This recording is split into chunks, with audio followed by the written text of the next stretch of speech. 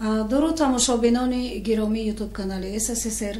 имрӯз мо дар шаҳри хуҷанд қарор дорем ва ба меҳмонии шахси ниҳоят гиромӣ баҳриддин аҳмадов омадаем. дар яке аз вазифаҳои калидӣ ба ҳайси роҳбари дастгоҳи раиси вилояти ленинобод кор мекарданд ва бешубҳа шоҳиди баргузории иҷлосияи 16-уми таърихӣ ки имсол мо 30-солагии онро таҷлил мекунем буданд. ҳоло мехоҳем бо устоди азиз баҳриддин аҳмадов суҳбат намуда парда аз баъзе аз асрорҳои баргузории ҳамон иҷлосияи таърихӣ бардорем. алима саволатон ба раҳмат. ман медонам ки барои гузарондани иҷлосияи 16-уми шӯрои олии ҷумҳурии тоҷикистон ҳар хел фикрҳо буд. лекин як гурӯҳ депутатҳои вилояти сурхт, баъзе роҳбарони республика ба ҳамин хулоса омаданд ки ягон барои гузарондани иҷлосия ягон ҷое интихоб кунед. ман дар хотир дорам як гурӯҳ депутатҳо аз шаҳри душанбе ба вилояти сурхт омаданд ва ман ки дар ҳамон давра вазифаи роҳбари дастгоҳи ҳукумати вилоятро ба ҷо меовардам, ҳамин комиссия ба манам ҳамроҳ карданд. сони гуфтанд ки ҳамин дида баромаданд дар кор ки ҷо беҳтарин ҷо ҳаст барои гузарондан. мо як ҷо қасри инаҷон боимаҳтоби калибодонда рафтем, самадови дукара қаҳрамон меҳсоса раиси колхоз пролетар ҳозира ҷаббор расулишба рафтем, театри камоли хуҷандӣ сони арбоба рафтем. лекин ҳамина дида баромада ба ҳайати комиссия маъқул шуд ки ҳамин арбоб ҷои намоён, якумаш ҷои чет, дуюм як пурҳаво ҷои баландӣ, тамоми ҳамаҷо намоён дида мешавад, ҳаминҷо интихоб кардем.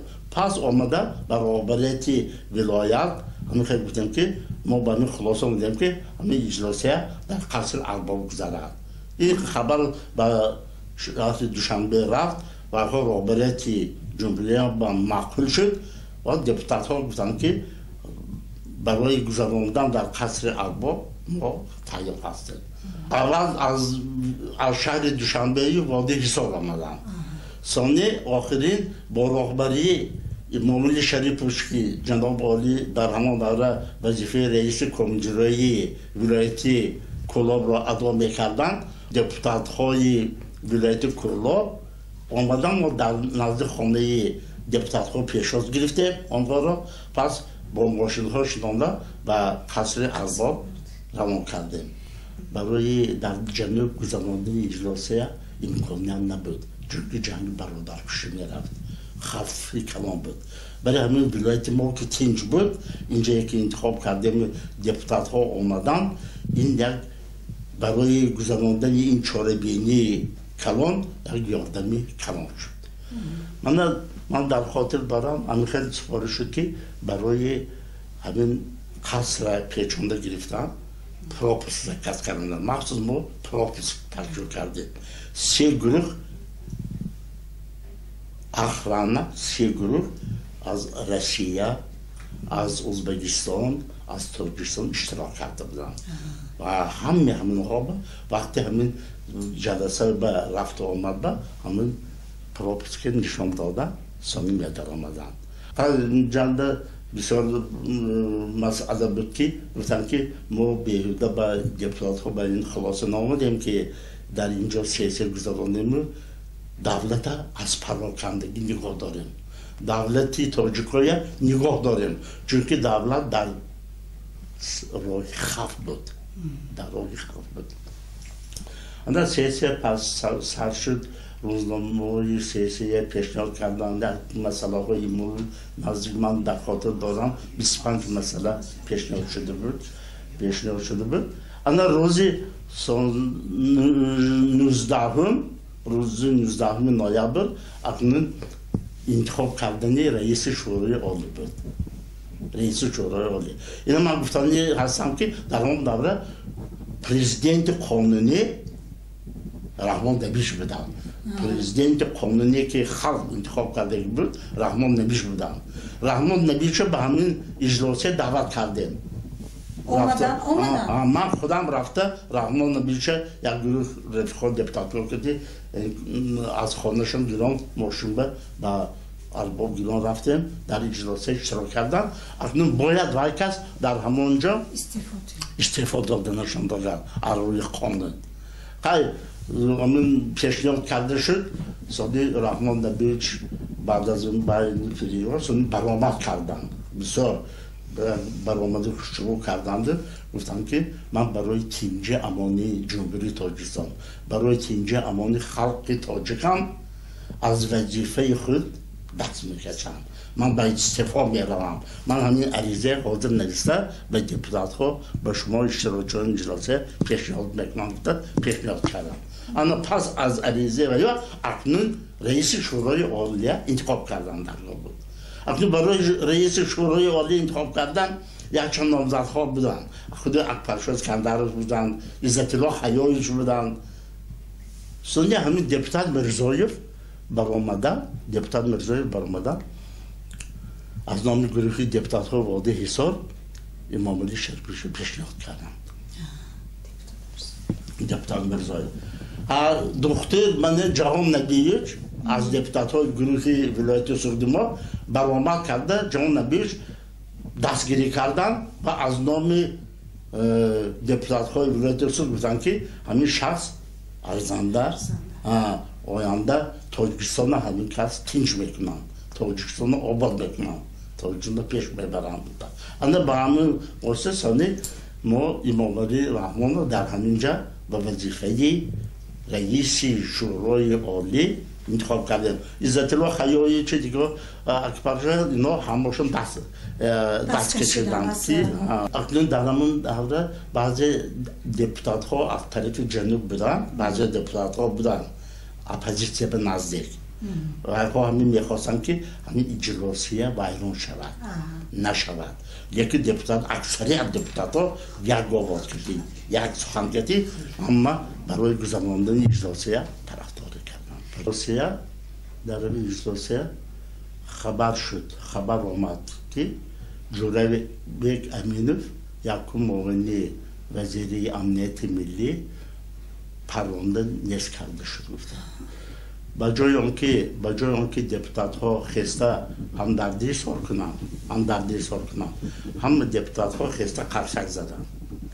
برای آنکه یکی از کشنده های نورالله وحیداللهیچ پروکورور گنرالی جمهوری تاجیکستان همین جوربیک امینوف بود. اینا 14 کس بودن. یکی تشکیل کننده های همین جوربیک امینوف بود. انا بیانیت که همین خبر اومد اجلاسه با سونی بعضا گفتم که چه با میخیل شما میخیل قرصک زدیتان برای اون که گفتم که کشتنی پروکورور گنرالی با همین آدم سبب شده بود. همین حیاتی گروهی تجاوزکارا با همراه بودن گفتم. انا همین نتیجهش اون که یک روز بعد از اون که رئیس شورای عالی انتخاب شدن امام علی رحمان جناب عالی گفتن که به سری قبر نورالله وحیداللهیچ میریم. این تقریبا همین نوامبر روز بعد از رئیس انتخاب شدنشون 23-24 نوامبر رفتن. من همراه اشبه رفتم. من گفتم من چون کنم؟ گفتم که شما خبر تید نورالله وحیداللهیچ سری قبرشون با هم یک دنبال برای دعای فاتحه حاضر شوند. من حکومت به دولت تلفن کردم برام بیام در با ما دیدم که دو مهمان ازبک‌ها به زبان آمدن و یا رئیس گفتم شما اینا که مشروع شوید شما نمیریم ما بحرین هم میریم. ما هر دو موقع ماشین میشتیم وزیر مراد نچنگ اخران گنرال لیتنانت در اون وقت starszy leytenant kapitan budam. Oldumdan general odami namoyon. Sonra peşpeşten seri kabr raftim.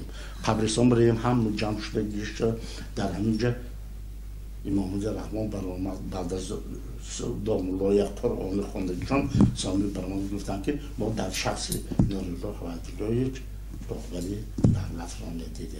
افسوس که خاطره را به قتل رساندن. لیکن من شما رو بعد میتونم اینا همش دستگیر میشد جزاشون ببینن. sonra من بودم که این کلین آشکارسا بود زدن را. اگر امام شریف شما راضی باشد همین آش خورده راییم همین خیر کردیم روی ارواح شاد میگردد بودم میدارم گفتم شما در آمده همین شیشتا آش خورده خانه خداش هم نه پدری مادری خانه کنه بود خانه‌ش هم نبود و sonra همین جنده آش خورده سراش سرش سیلا کردن کلین کتی صحبت کردن رانو کتی sonra بودم که شما دولت میپاید. sonra من گفتم که کاغذزاده بعد احمد شما برآمد میکنید. من همینجا یکم برآمد کردم. وقتی که برآمد کرده خاطره خود را درباره اجلاس 16 شورای عالی گفته همون دوره وظیفه ها همش گفته گذاشتم که sonra من جناب عالی داشتم. داشتم گفتم که احمدزاده شما راهبری دستگاه حکومتی ولایت بدید. حکومت قانونی انتخاب شده به استگزاری شما کردن برای اینکه همه حکومت سفربر کرده. خدمت های شما کردن گفتم. از پرزیدیوم سیاست عالی 4 کس 5 کس آمد بودن. همون دوره ترسیده آمدگی نبودن کارگرای اپارات. من تمام اپارات سفربر کرده خودم راهبری کرده راهبریتی خودم رو که در این اجلاس پر گذرانده. انا ثانی گفتم که شما به سفارش این تاریخ اجلاسیه نویسید گفتم. تاریخ اجلاسیه. sonra من گفتم که جناب عالی من 22 سال باز رو جمع میکنم که یکم مورد نصیب باشد همین تاریخ اجلاسیه می نویسم. اکنون بعد از سفارش شما میتیزانم گفتم. sonra 2 سال بعد با نام اجلاسیه تاریخی و پیشوای ملت کتاب تیار کرده جناب عالی به من سپاریدم. کتاب